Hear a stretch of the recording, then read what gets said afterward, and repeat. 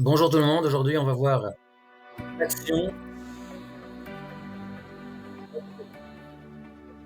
de femme Hagounot à qui le mari refuse de donner le get, donc le document de divorce.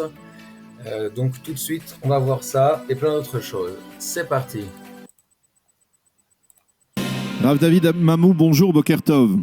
Boker Tov. Alors, je disais tout à l'heure qu'il y a quelques instants que vous étiez l'ancien directeur des tribunaux rabbiniques. Alors, je précise, c'est plutôt les tribunaux rabbiniques de conversion dont vous êtes un expert et vous êtes effectivement, au cours depuis des 15 dernières années, plus spécialisé. Vous êtes spécialisé également dans les problèmes, justement, des hagunotes, des femmes qui ne parviennent pas à obtenir le divorce ou qui n'ont pas, dont on ne sait pas ce qu'il est advenu de leur mari. Donc les problèmes de ces femmes qui sont, on va dire en français, prisonnières, soit de leur mari, soit du fait qu'on ne sait pas où le mari se trouve. Et donc quelque part, et vous connaissez donc bien ce cas, et c'est la raison pour laquelle nous vous avons sollicité, pour essayer de mieux comprendre en fait cette affaire qui fait grand bruit en Israël depuis 2-3 jours, après la décision du grand rabbin d'Israël, le Rav, David Lau, le grand rabbin d'Israël, qui a décidé de manière assez inattendue d'empêcher la tenue d'obsèques d'une femme dont le fils était justement et toujours apparemment un réfractaire au divorce. Il n'accepte pas de donner depuis plus de 10 ans le guet à son épouse et d'une certaine manière le grand rabbin d'Israël a voulu utiliser cet événement douloureux dans sa famille pour essayer de faire pression sur cet homme afin qu'il accepte d'accorder le guet à son épouse. On a pensé dans un premier temps que la stratégie du Rav Lau avait porté ses fruits et que l'homme avait cédé. Et hier soir, il affirme finalement, dans je ne sais pas exactement dans quel cas, qu'il s'est rétracté et il dit même, et alors là aussi je voudrais avoir un peu votre explication, il dit même que le guet, il l'a déjà donné, il est déposé devant les tribunaux rabbiniques, ouais. devant un beddin, je ne sais pas où, aux États-Unis ou en France ou en Israël. Expliquez-nous un peu, premièrement, expliquez-nous cette décision du grand rabbin David Lau, elle est tout de même assez étonnante, elle a choqué certaines personnes, y compris d'ailleurs dans les milieux qui visent à justement défendre les haguenotes. Expliquez-nous comment le Rav Lau est arrivé à cette conclusion. Alors je vais vous expliquer comment le Rav Lau est arrivé à cette conclusion. D'abord il faut savoir que le monsieur qui ne donne pas le get c'est Meir Kin, il a une chaîne sur YouTube et vous pouvez voir, il explique tout dessus.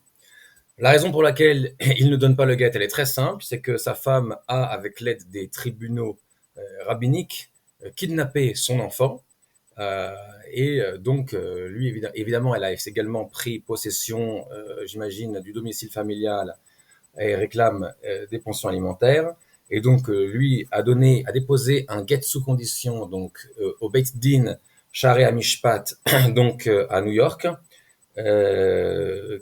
sous condition qu'elle lui donne la garde de l'enfant. Alors je n'ai pas compris si c'est une partie de la garde ou la garde totale, mais peu importe. Le fait est que voilà, c'est sa condition à lui. C'est elle qui a décidé de divorcer, c'est pas lui. Lui, il était prêt à continuer à vivre avec elle sans problème. Et la deuxième chose, c'est que cette dame-là a été invitée par le Beddin à venir chercher son guet et elle a toujours refusé. Donc, à partir de là, d'après la loi juive, ce n'est pas un refuseur de guet. Elle n'est pas considérée comme aguna, puisque je le répète, une femme aguna dans la halakha, c'est une femme qui a perdu son mari à la guerre ou en voyage et personne ne sait où il est et personne ne peut l'identifier, personne n'a identifié son corps. C'est ça une femme qui est appelée aguna. Donc aujourd'hui, il y a l'usurpation de ce terme, on va voir la suite. Non, d'abord, il faut comprendre le problème. Dans la Torah, d'abord, on parle, avant de parler du mariage, on parle de divorce. La Torah nous demande lorsqu'un homme divorce, et une fois qu'il est divorcé, il va se marier avec une de sa deuxième femme. Oui, la Gemara de Gittin précède celle de Ktuvot. Tout à fait. Tout à fait pas du tout. La Gemara de Gittin ne précède pas celle de Ktubat.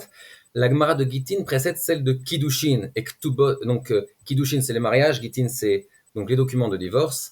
Et Ktubot, ce sont donc les Gemarot, le Talmud, la traité du Talmud qui parle donc du contrat de mariage, qui est un contrat qui ne mentionne que les obligations de l'homme, puisqu'à l'époque, les obligations de la femme étaient évidentes et qu'on vivait dans une société où il y avait donc une certaine forme d'humiliation publique si la femme ne respectait pas ses devoirs. Et donc, il n'y avait pas besoin d'enforcer les devoirs de la femme, mais ils sont quand même mentionnés dans la halakha. Pour ceux qui ne le savent pas, dans le Rambam, dans Ilchot Ishut, principalement à la fin du chapitre 15. Donc d'abord on s'occupe le mariage, c'est pas quelque chose, comme on dit en français, c'est pas un mariage catholique. Ouais. Si effectivement il y a un problème dans cette union, la Torah nous donne la possibilité de savoir comment pouvoir de couper cette union. Maintenant, à l'époque du roi David par exemple, lorsque les militaires du roi David sortaient en guerre, et à l'époque il n'y avait pas de téléphone, il n'y avait pas de possibilité comme aujourd'hui, et bien qu'aujourd'hui aussi nous avons des militaires qu'on n'a pas retrouvés depuis les guerres d'Israël.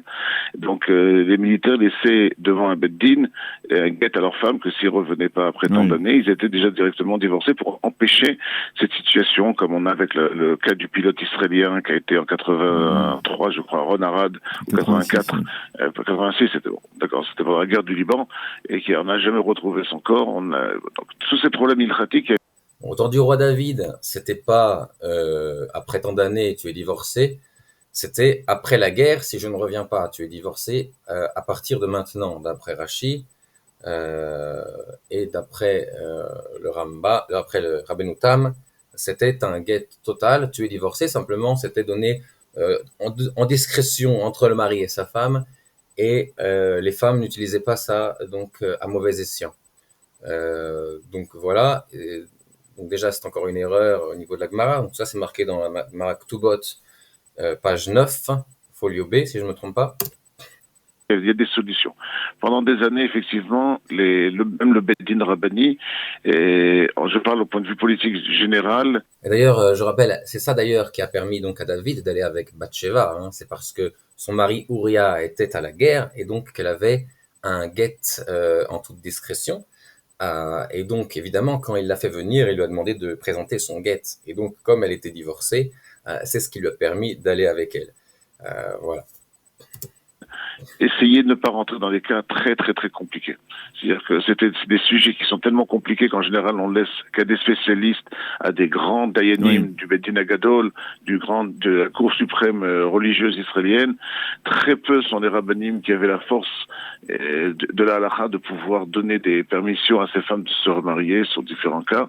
Mais par exemple, le Rav Ovadia Yosef, c'est très célèbre. Le Rav Ovadia Yosef, au moment de la guerre, après la guerre de Kippour, a autorisé, si je ne m'abuse, près de 1000 agounotes à se remarier. Donc ça veut dire il y a une possibilité pour permettre. Mais là on parle.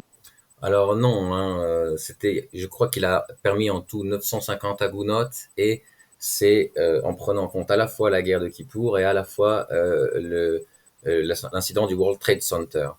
Donc 950, il y en a une qui l'a pas permis, et son mari est revenu après plusieurs années, il a réapparu.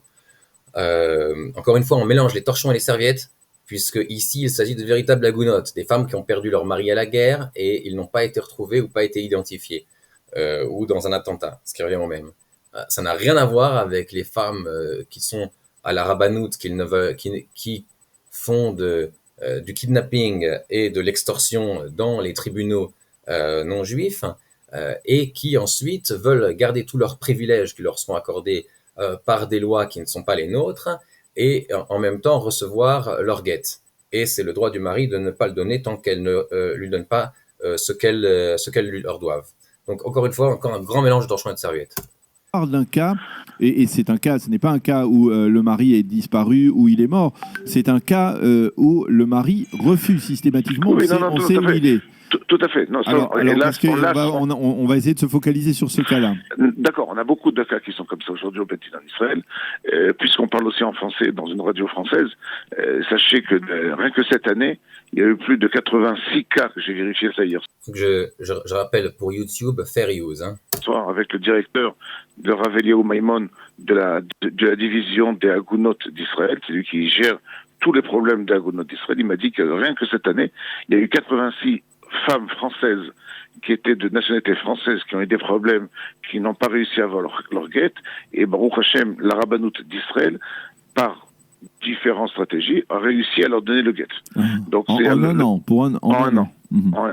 Encore une fois, on ne sait pas s'il s'agit de Agounot, donc dont le mari a disparu, etc., ou s'il s'agit de femmes dont le mari refuse de donner le guet parce qu'elle a abusé des tribunaux civils.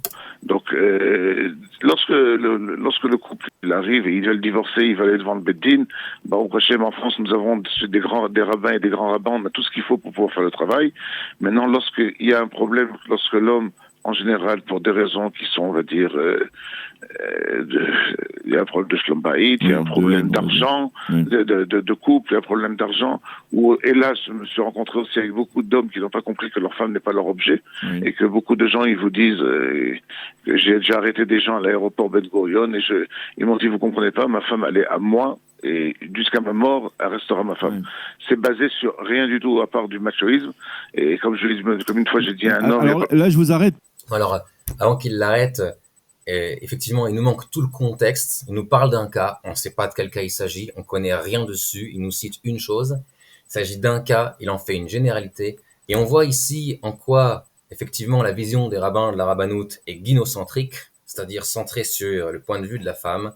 C'est-à-dire, il nous dit les hommes qui, pour des raisons égoïstes, pour des raisons de désir d'argent, de désir et comment on appelle ça, de vengeance. Mais c'est pas du tout vrai. Souvent, c'est les femmes qui se sont vengées au moment du divorce par le biais des tribunaux civils, et l'homme veut simplement récupérer ses droits qui lui ont été volés. Et évidemment, ce monsieur-là, Rav David Mamou, ne va que nous citer donc le point de vue des femmes, puisque lui, il voit le monde au travers les yeux des femmes qui ont la mentalité de la victimisation. Donc voilà. Et la deuxième chose, c'est qu'effectivement, il n'y a jamais un couple qui veut divorcer. C'est une chose qui n'existe pas. Il y a une personne dans le couple qui veut divorcer. Alors l'autre peut dire, bon d'accord, si tu veux divorcer, alors allons-y gentiment. Mais jamais vous ne verrez un couple où ils sont tous les deux d'accord, ah bah oui, effectivement, on est d'accord, faut qu'on divorce. Si le couple arrive à se mettre d'accord dans la vie, eh ben, ils n'ont pas besoin de divorcer. Et c'est les femmes qui ont besoin toujours, quand elles prennent des décisions, de donner l'impression que c'est une décision qui a été prise en commun avec la partie de la société qui est liée à cette décision. Et donc, il va toujours dire, on a décidé tous les deux de divorcer. Et c'est jamais vrai. Donc, quand il nous dit que c'est des couples qui décident de divorcer, c'est un point de vue féminin, encore une fois. Il n'y a pas une telle chose. Et souvent, c'est les femmes qui divorcent. Donc, aux États-Unis, il y a des études qui ont été faites. 80% des cas, c'est les femmes qui ouvrent les dossiers de divorce. Donc, dans les 20% restants, restent encore les cas où l'homme ouvre le dossier alors qu'il a déjà été exclu du domicile familial. Donc, encore une fois, tout un tas de propagande et de vision unilatérale des choses. Parce que vous pouvez dire que c'est basé sur le majoïsme, mais on peut aussi dire que quelque part, au niveau de la religion, de la tradition juive, eh bien, il y a une sorte de pouvoir de l'homme sur la femme dans la relation dans le couple. Et c'est incontournable, puisque la femme, si elle veut se marier, elle a besoin du guet de son mari. Oui, le mari n'a pas besoin du guet de sa femme. Et donc, il y a un déséquilibre. Non. L'homme, il a besoin aussi du guet de sa femme. Bon, alors ça, c'est pas exact, c'est pas tout à fait exact. L'homme, d'après la Torah, n'a pas besoin du guet de sa femme, mais autant des géonim, c'est-à-dire environ 500 ans après la destruction du temple, entre 500 et 1000 ans après, il y a eu une takana qui a été instituée par les géonim de Babylonie, qu'un homme ne peut pas divorcer sa femme sans son accord. Donc ça, c'est une chose, mais néanmoins, cette takana, cette institution, évidemment, n'a pas prise dans des cas où la femme va se convertir à une autre religion, dans le cas où la femme va maintenant vivre avec un homme non juif, ou va vivre avec un autre homme alors qu'elle est mariée, ou la femme va va faire de la délation de son mari envers les autorités pour le faire exclure du domicile familial, etc. Et dans tous ces cas-là, il est très facile de donner une permission à monsieur d'épouser une autre femme sans avoir à donner le guet. Aujourd'hui en Israël, il y a 20%, j'ai vérifié dans l'ordinateur ce matin de la Rabbanut Rachit, il y a 20% de couples qui sont en situation comme ça, qui n'arrivent pas à se marier, où c'est la femme qui refuse de recevoir le guet. Donc c'est pas tout à fait exact ce que vous soulignez bien.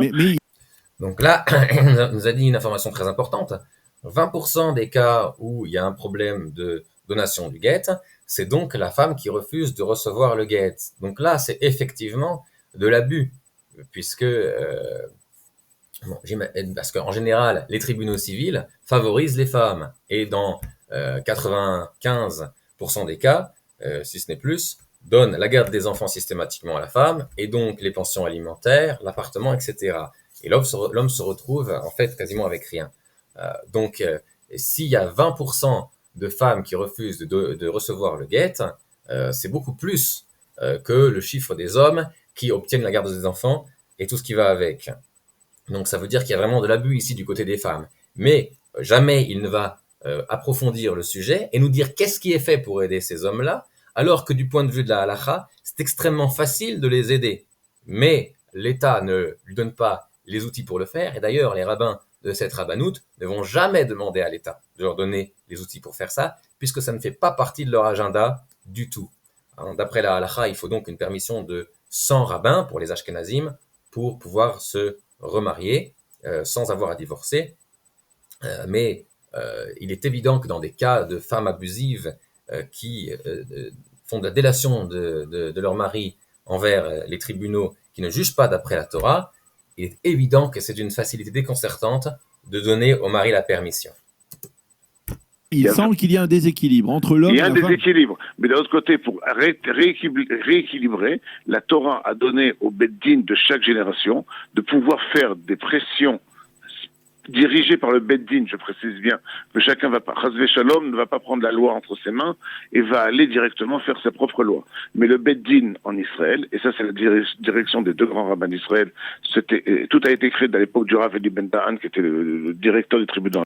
Alors il dit chacun ne va pas prendre la loi entre ses mains. La question c'est qui a le droit de prendre la loi entre ses mains et qui non. Parce que lui il nous dit les rabbins de la rabbanoute ont le droit de prendre la loi entre leurs mains, mais des rabbins d'autres tribunaux rabbiniques, de Bnei Brak et autres, des grands d'Israël, qui sont la plupart du temps, si ce n'est toujours, plus compétents que les rabbins de la rabbanoute, donc de l'institution d'État, eux n'ont pas le droit de prendre la loi entre leurs mains. Parce que lorsqu'ils le font, ils vont évidemment recevoir des sanctions et des menaces de la rabbanoute, de perdre leur autorisation d'exercer. Rabbinique israélien, il a créé au sein du Beth Din une unité qu'on appelle les commandos des Agunot, c'est-à-dire c'est vraiment... Des commandos, rendez-vous compte. À la rabbanoute, il y a une petite armée de commandos. Donc, ce sont des soldats qui agissent dans l'ombre et... est-ce qu'ils sont dans la légalité, dans l'illégalité? En tout cas, ce sont des soldats, c'est des gens qui accomplissent des ordres sans poser de questions.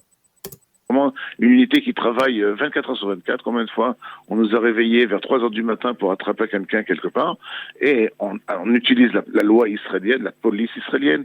Grâce à la Knesset, nous avons le droit de bloquer. Au début, on invite au Beth Din. Il ne veut pas venir, on le force à arriver au Beth Din. C'est vrai qu'il y a un progrès ces dernières années concernant le traitement de ces réfractaires. De ces réfractaires. Mais sur le fond, il faut bien avouer que sur le fond, la halakha ne permet pas de rééquilibrer ce déséquilibre dont on parle et de donner... Bon alors, il s'est vanté des moyens de pression qu'il avait pour dominer donc par la force les hommes qui refusent de donner le guet sans se préoccuper des raisons qu'ils peuvent avoir pour ne pas vouloir donner le guet.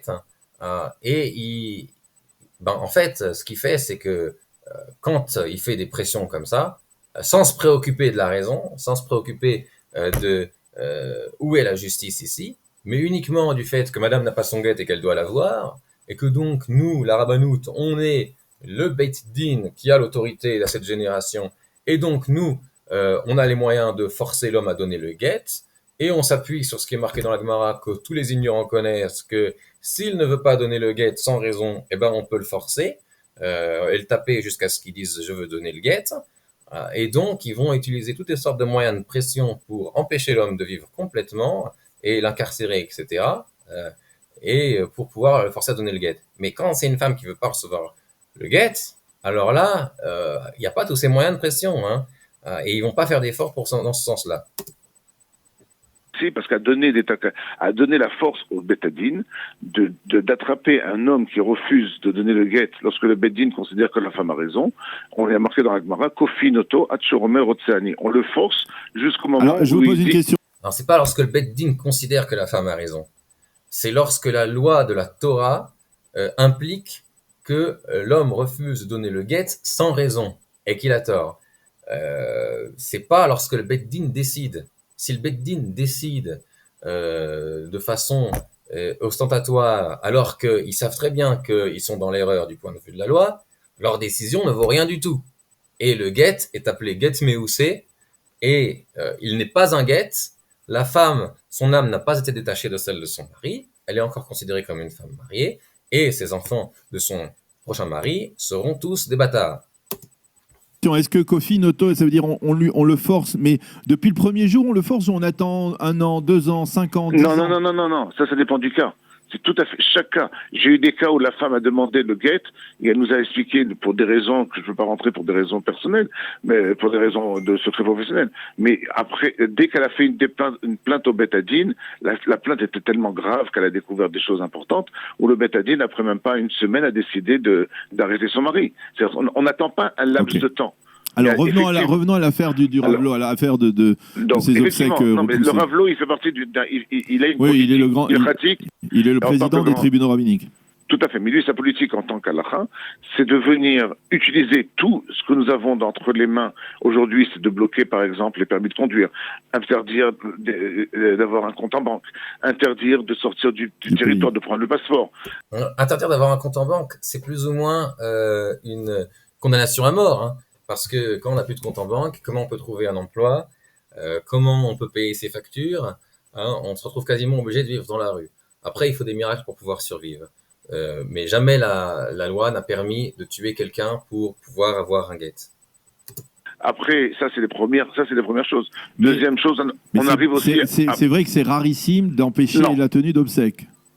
Non, ça c'est extrêmement rare. Maintenant, ce qui s'est passé dans ce cas que vous précisez, que vous posez la question, d'abord c'est pas un cas israélien. D'abord, les deux, le mari est américain, la mère est américaine, donc. Alors, si c'est pas un cas israélien, d'après quelle autorité la rabbanout d'Israël se mêle de ce qui se passe aux États-Unis? Ça relève des autorités américaines et des rabbins qui sont aux États-Unis. Deuxièmement, ça a été jugé par un tribunal rabbinique aux États-Unis qui a demandé à la rabbanout arachide d'Israël de empêcher l'enterrement de la mère. Alors, c'est pas tout à fait vrai. Ça a été jugé par 2 tribunaux, puisque la dame Lonakin a été à un tribunal, à un Beit Din, et Meir Kin, son mari, a été à un autre Beit Din, Shaarei Mishpat.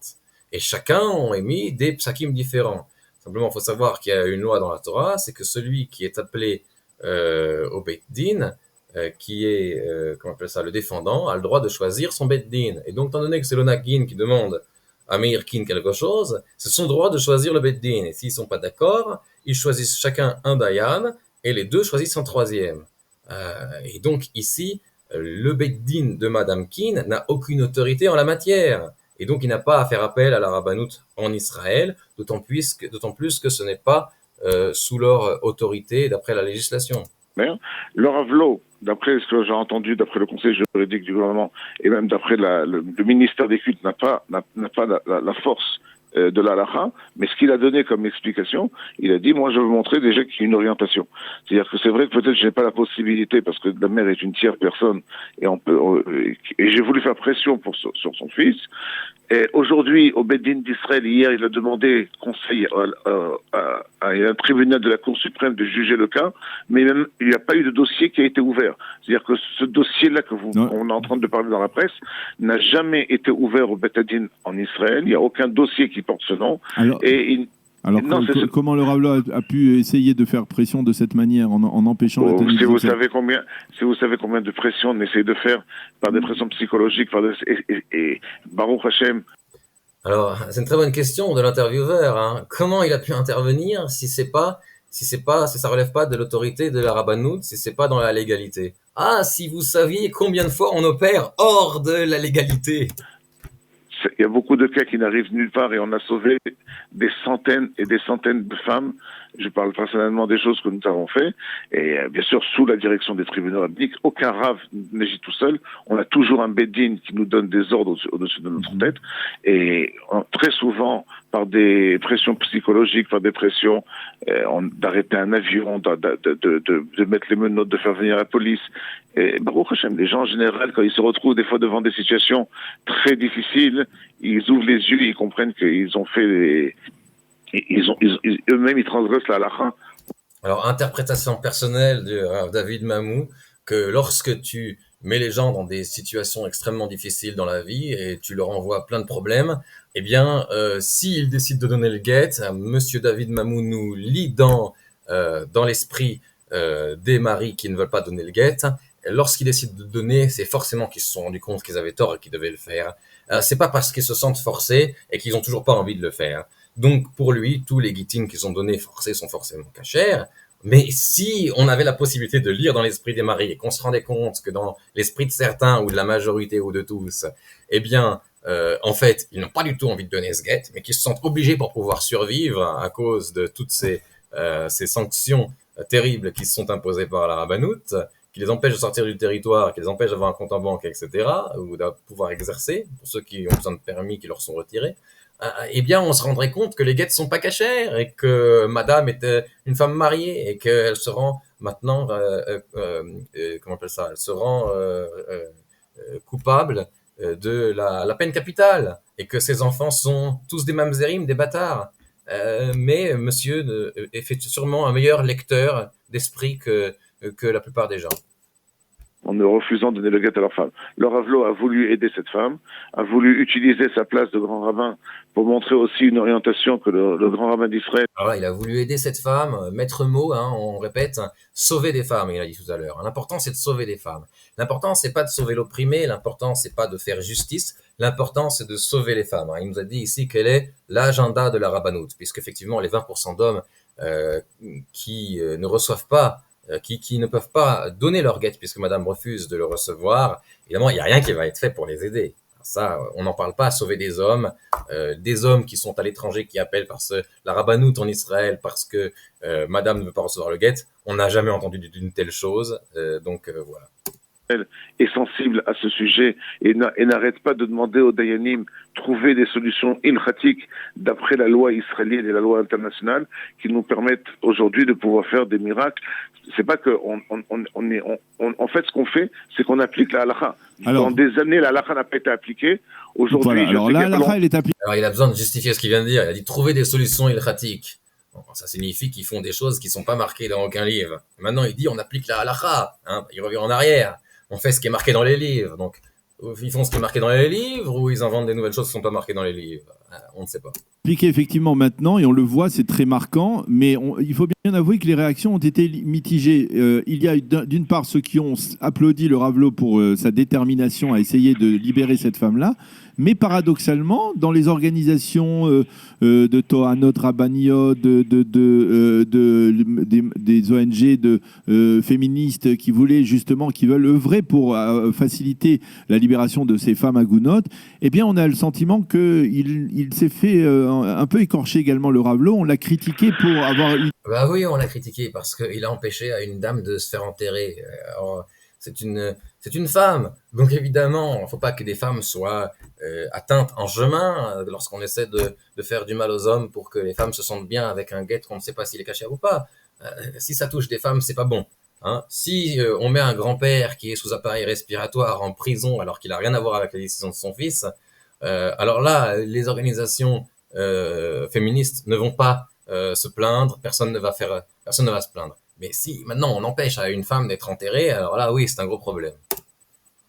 Avoir pris une telle démarche, une démarche aussi. Ce à quoi je suis d'accord, effectivement, c'est un gros problème de l'avoir empêché de se faire enterrer en Israël. La raison pour laquelle Meir Kin est revenu sur l'accord qu'il avait pu donner à l'oral, c'est parce qu'en fait il s'est rendu compte qu'il pouvait rapatrier sa mère aux États-Unis et la faire enterrer là-bas, si je ne m'abuse. aussi extrémiste, aussi radical, alors que finalement ça ne règle pas le problème de ces agounot sur le fond et que le problème reste entier. Comme je le disais tout à l'heure, il y a ce déséquilibre qui permet plus au mari de maintenir sa femme prisonnière qu'à sa femme. Ah non, les femmes aussi peuvent maintenir leur mari prisonnier, comme on le voit. Elles peuvent refuser de recevoir le guet. Le fait même qu'elles elles prennent les enfants et que monsieur se retrouve maintenant privé de tout un tas de choses, la proximité avec les enfants, les décisions qui sont prises par rapport aux enfants, les écoles, etc., leur lieu de vie, comment on appelle ça, les pensions alimentaires, l'appartement, etc., ça peut ruiner monsieur et l'empêcher de se remarier. Donc lui aussi, il est prisonnier de madame. La femme de maintenir son mari plus prisonnier. Non, d'un côté, s'il avait vérifié avec le conseil juridique du gouvernement, il aurait pu voir qu'effectivement, il n'avait pas la force juridique de le faire. Lorsqu'on travaille dans beaucoup de choses dans l'halakha, abracha, smouya imiyain. C'est-à-dire que...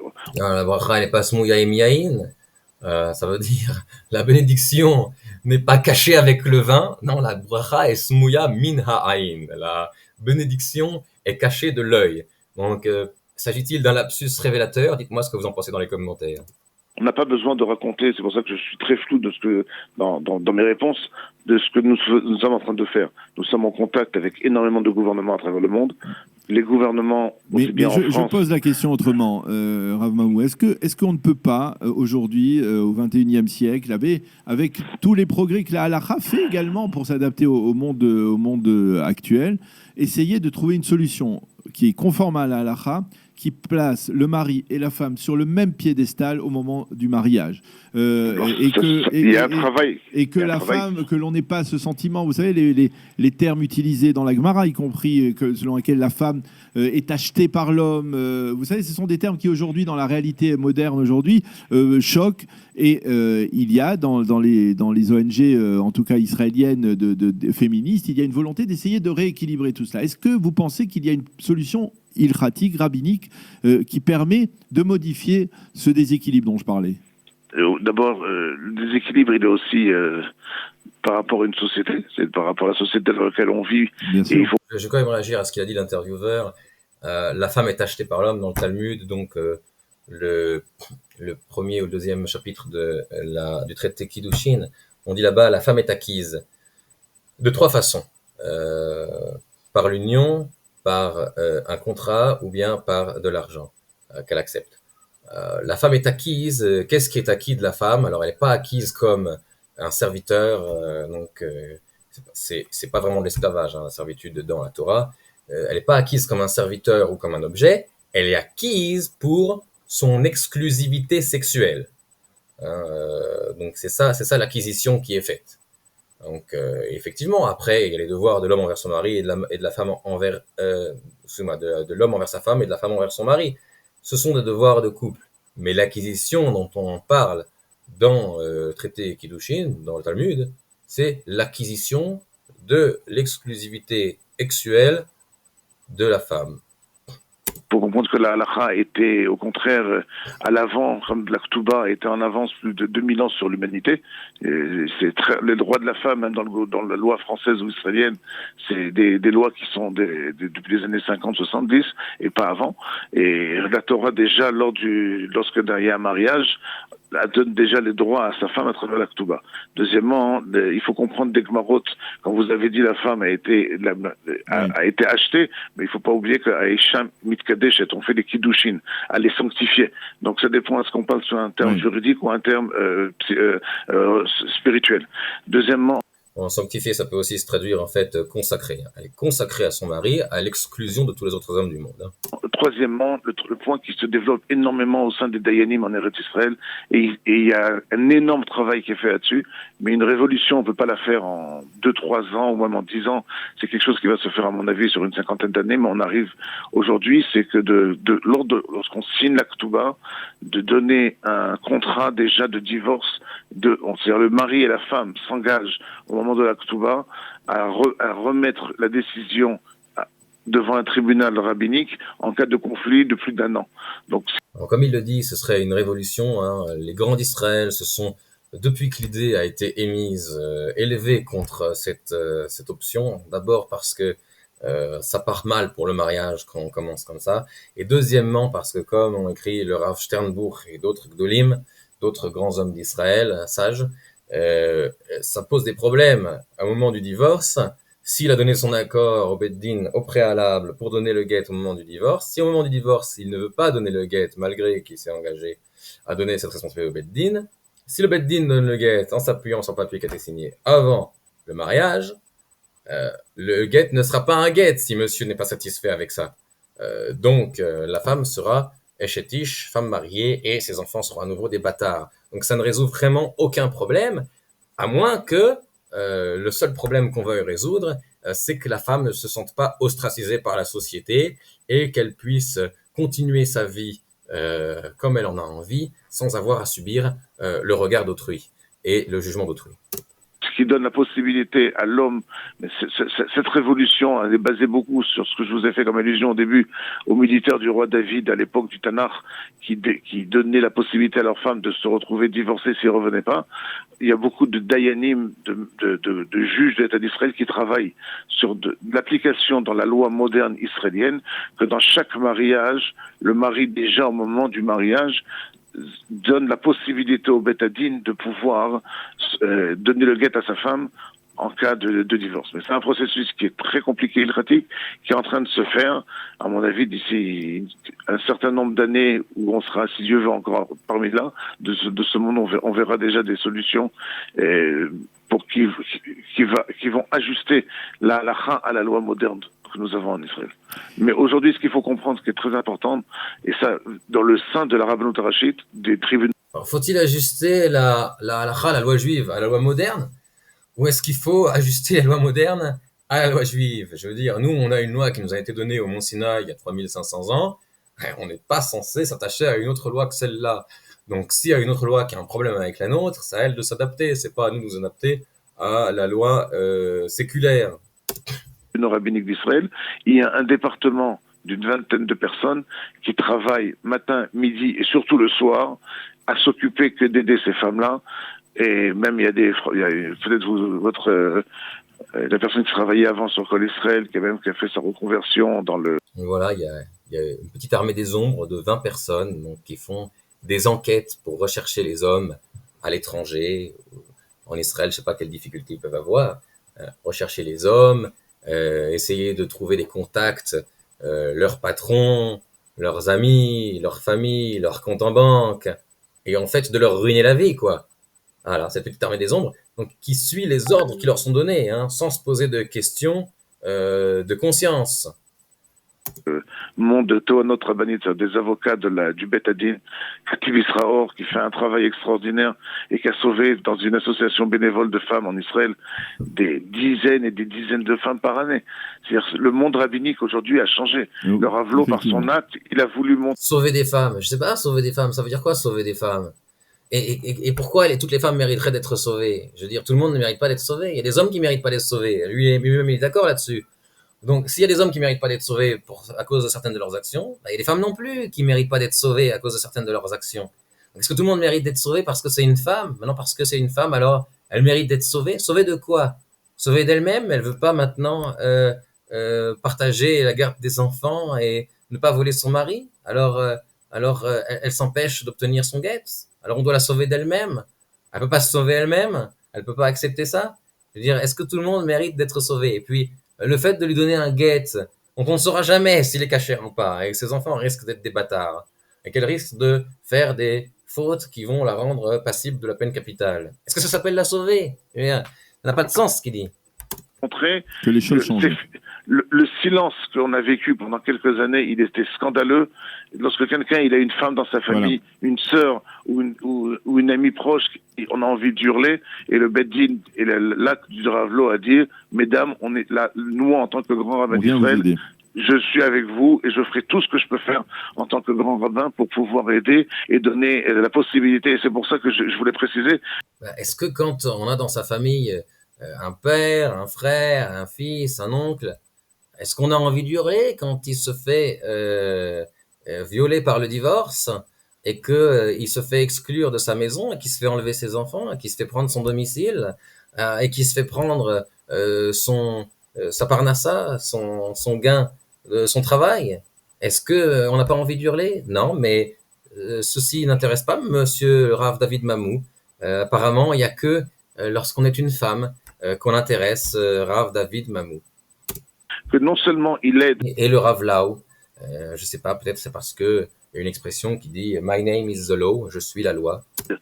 sur l'État d'Israël, il aide aussi à travers le monde. Et la communauté juive de France a été comblée de femmes il n'y a pas longtemps. Il y a une personne très importante de la France m'a téléphoné, RF Pessar, une femme qui n'avait pas reçu le guet en France pendant 27 ans. On a réussi en 4 jours à lui donner le guet Pourquoi est-ce qu'elle n'a pas reçu le guet? Contexte. Donc le contexte. en Israël. Eh bien voilà, merci beaucoup, Rav David Mamou. Nous sommes obligés de mettre... Voilà, c'est tout pour aujourd'hui. Dites-moi ce que vous en pensez dans les commentaires. Est-ce que ce Rav David Mamou est un grand juste, un grand tzaddik, ou est-ce que c'est un illuminé un peu fou? J'en sais rien. Dites-moi ce que vous en pensez dans les commentaires.